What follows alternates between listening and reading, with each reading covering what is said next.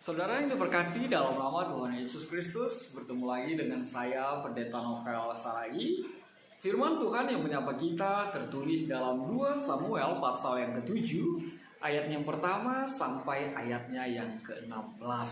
Namun ada baiknya kita bersatu dulu di dalam doa. Kita berdoa. Bapa di dalam sorga, terima kasih Tuhan Yesus buat minggu Advent yang keempat ini.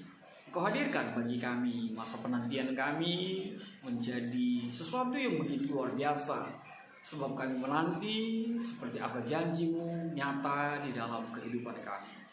Satu kerinduan kami mau dengar akan firman-Mu.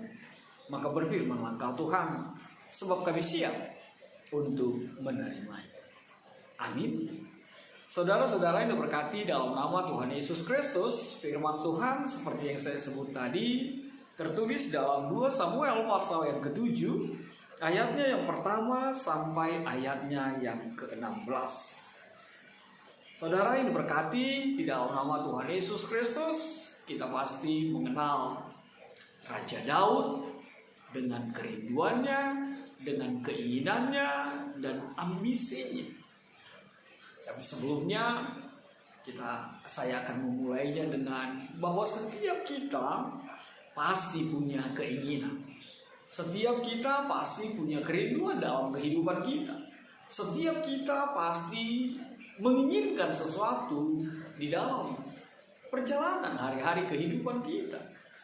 Ada yang pengen punya rumah, ada yang pengen ganti mobil, ada yang pengen kalau saya ditanya pengen punya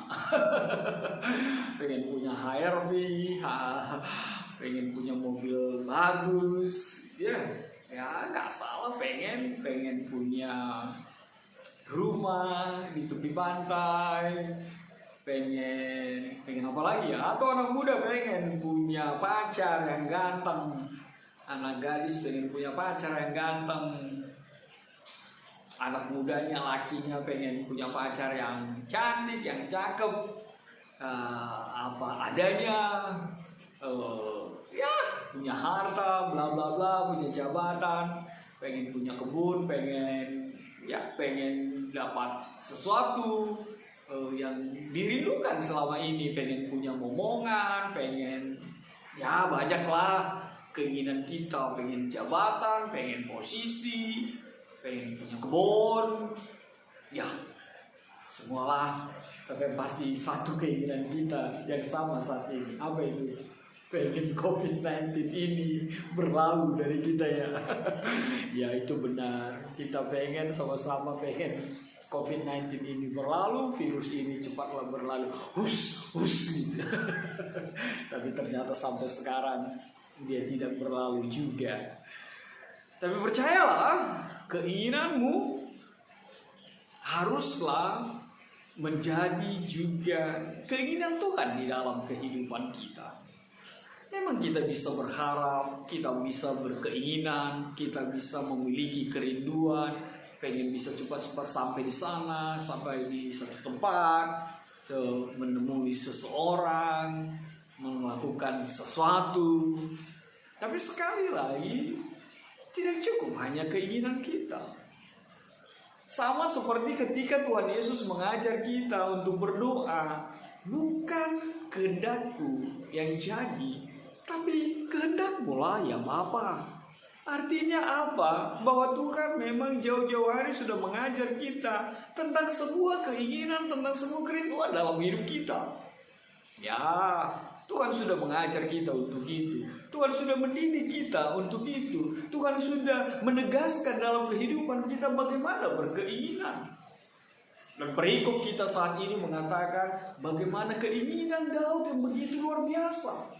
Kenapa saya mengatakan keinginan yang begitu luar biasa? Tidak lain adalah ketika Daud berkeinginan membangun rumah Tuhan. Kelihatan manis, kelihatan indah sekali. Iya kan?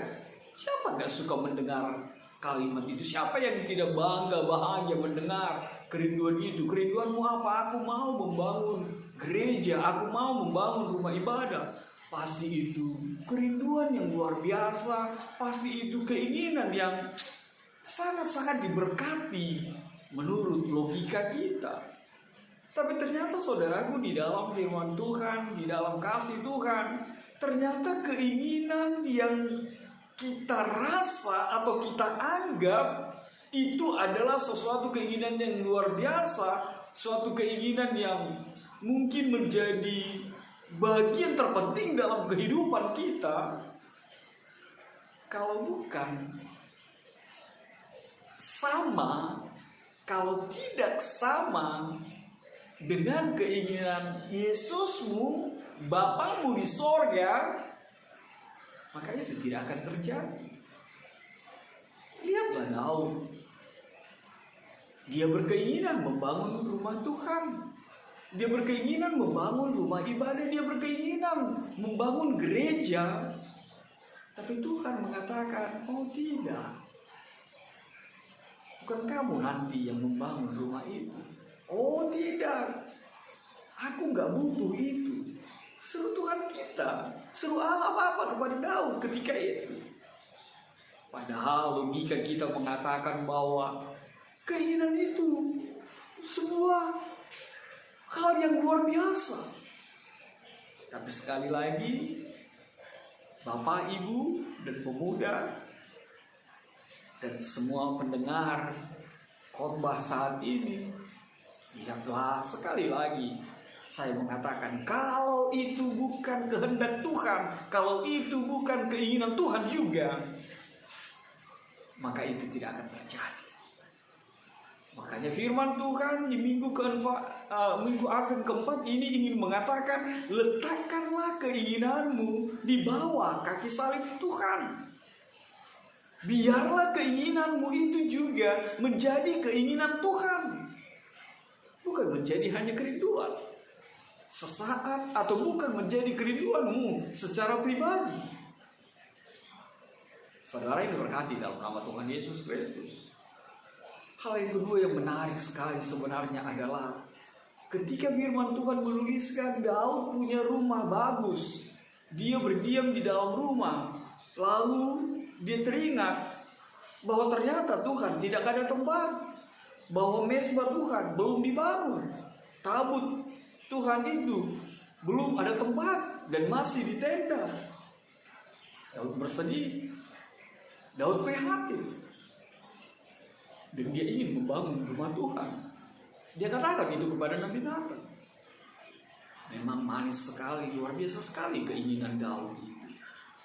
Ada sebuah keprihatinan, ada sebuah rasa, tes yang dia ungkapkan bahwa dia tidak nyaman kalau rumahnya bagus, kalau tempatnya bagus, sementara rumah Tuhan tidak ada. Sementara tempat Tuhan tidak ada, sementara tempat dia beribadah tidak ada atau tidak layak. Itu pertanyaan bagi kita. Adakah kerinduan itu juga menjadi kerinduan kita? Adakah keinginan yang seperti itu hadir di dalam pikiran dan hati kita? Rumahmu bagus, rumahmu hebat, rumahmu megah. Tapi pernahkah engkau berpikir, pernahkah kita berpikir, bagaimana dengan rumah Tuhan? Mungkin bangunannya sudah tidak layak. Mungkin strukturnya sudah mulai bergeser. Mungkin podiumnya sudah berantakan. Mungkin kursi-kursinya sudah tidak layak pakai. Adakah rasa itu tersentuh di dalam hatimu? Lihatlah Raja Daud. Dia melihat itu dan dia begitu prihatin sekali dengan keberadaan itu. Bahkan jangan-jangan Daud itu tidak dapat tempat tidur. Bahkan jangan-jangan Daud itu tidak bisa tidur nyenyak, karena dia tidur di spring bed, di tempat yang bagus, sementara Tuhan tidak punya tempat. Saudaraku, di dalam nama Tuhan Yesus Kristus, hadirkanlah keprihatinan itu, hadirkanlah rasa itu. peduli akan rumah Tuhan di dalam kehidupannya. Kita bisa menggesernya dengan pemahaman seperti apa yang dikatakan oleh Tuhan Yesus di Matius 25 ayat 40 itu. Apapun yang kau lakukan kepada orang yang paling hina, orang yang paling susah, orang yang paling miskin, orang yang paling menderita, engkau melakukannya untuk aku. Mungkin pemahaman teologi itu kita bisa geser dengan seperti membangun rumah Tuhan tadi. Lihatlah orang lain di sekitarmu di tengah COVID-19 ini. Kamu bisa tidur nyenyak di dalam rumah mewah, di dalam rumah megah.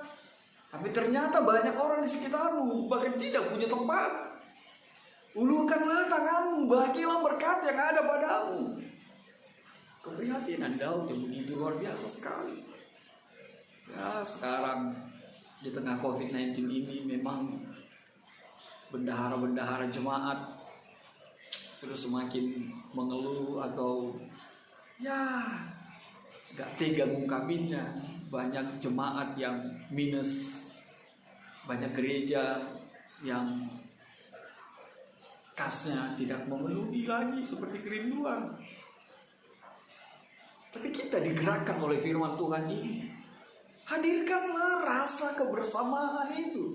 Hadirkanlah keprihatinan itu. Memberi untuk gereja, memberi untuk rumah Tuhan, membangun rumah Tuhan dengan gambaran orang-orang di sekitar kehidupan. Lalu hal yang ketiga yang mau dinyatakan oleh firman Tuhan ini. Firman Tuhan mau mengatakan bahwa ketika Nathan menyampaikan, berbicara dengan Allah Bapa tentang keinginan Daud itu, lalu Allah berkata, di zaman mengembara, di zaman perjalanan, di zaman gurun pasir, aku selalu mengembara dengan bangsa itu. Aku tidak butuh tempat, aku tidak butuh rumah, aku tidak butuh situasi yang backup, suatu situasi atau tempat untuk tempatku bersemayam. Aku berada dengan jemaatku, aku berada dengan bangsaku, kata Tuhan. Dan ini sangat mengena sekali di dalam suasana kita saat ini. Bagaimana pemahamannya?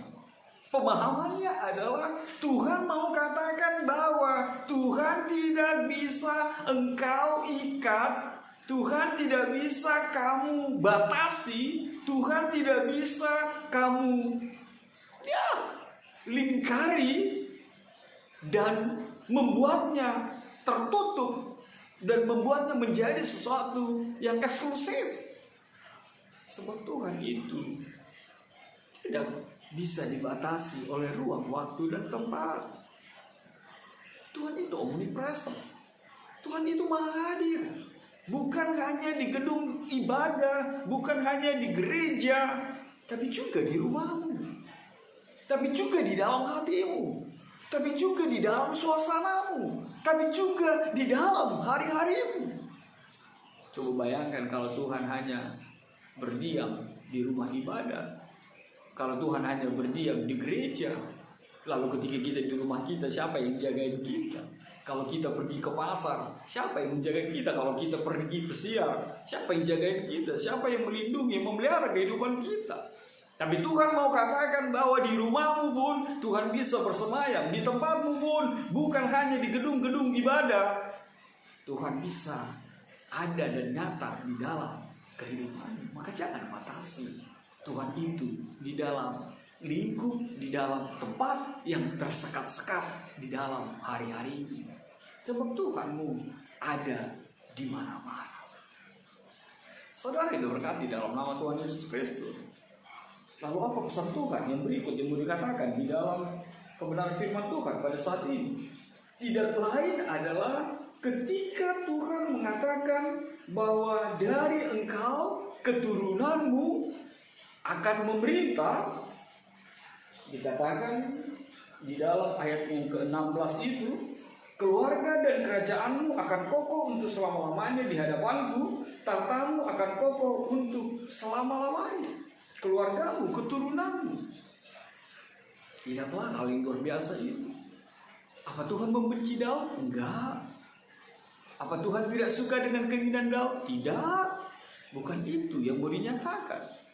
Tapi Tuhan mau mengatakan kepada Daud adalah Daud dan kita semua, bukan engkau yang memikirkan Tuhan, tapi Tuhan yang memikirkan engkau. Bukan engkau yang memelihara Tuhan, tapi Tuhanlah yang memelihara engkau. Bukan engkau yang memikirkan tempat dan rumah Tuhan, tapi Tuhanlah yang memikirkan rumah dan tempatmu, bahkan keturunanmu.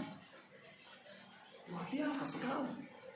Kalau Daud berpikir tentang tempat Tuhan, tentang keberadaan Tuhan, tapi ternyata Tuhan jauh lebih dari apa yang dipikirkan oleh Daud. Tuhan tidak membenci Daud, Tuhan mengasihi Daud. Bahkan hal yang luar biasa, kalaupun Daud tidak diperbolehkan membangun rumah Tuhan karena tangannya sudah berlumuran darah, karena tangannya sudah banyak pekerjaan kotor menurut Tuhan. Tapi Tuhan bahkan memberkati Daud, bahkan keturunannya. Siapa itu? Hadirnya Yesus dari keturunan Daud, yang tahtanya, yang kekuasaannya, yang kerajaannya kekal untuk selama-lamanya. Bukan hanya Daud yang diberkati, tapi juga keturunannya, bahkan generasi-generasi selanjutnya. Maka saudaraku, di dalam nama Tuhan Yesus Kristus, Advent keempat ini menyatakan kepastian yang luar biasa di tengah-tengah kehidupan kita, bahwa apa? Bahwa Yesus kita akan memerintah dan tahtanya kekal, dan Dia akan menjadi raja untuk semua bangsa, dan Yesus akan menjadi berkuasa yang menentukan segala sesuatu di tengah-tengah kehidupan kita, dan kedatangannya kembali akan mengangkat kita, akan menjemput kita, dan kita berhak serumah dengan Allah Bapa di surga. Tuhan memberkati. Kita bersatu dalam doa. Bapa di dalam surga, terima kasih Tuhan Yesus buat firman-Mu. Biarlah firman-Mu menguasai, memelihara kehidupan kami, dan mengiringi langkah-langkah hidup kami. Apapun keinginan kami, biarlah Tuhan kami nyatakan kepadamu, sehingga keinginan itu juga menjadi keinginan Tuhan, dan keinginan itu terwujud nyata sebab Engkau berkarya untuk itu semua. Bapa di dalam surga, kami teramat percaya bahwa Engkau yang memantapkan langkah-langkah kami, sehingga apapun keinginan kami teramat percaya Tuhan yang lebih mengerti, lebih tahu apa yang kami inginkan, apa yang kami perlukan, apa yang kami butuhkan di dalam kehidupan ini. Berkaryalah Engkau Tuhan dalam hidup kami. Bapa, enyahkan virus corona ini. Amin.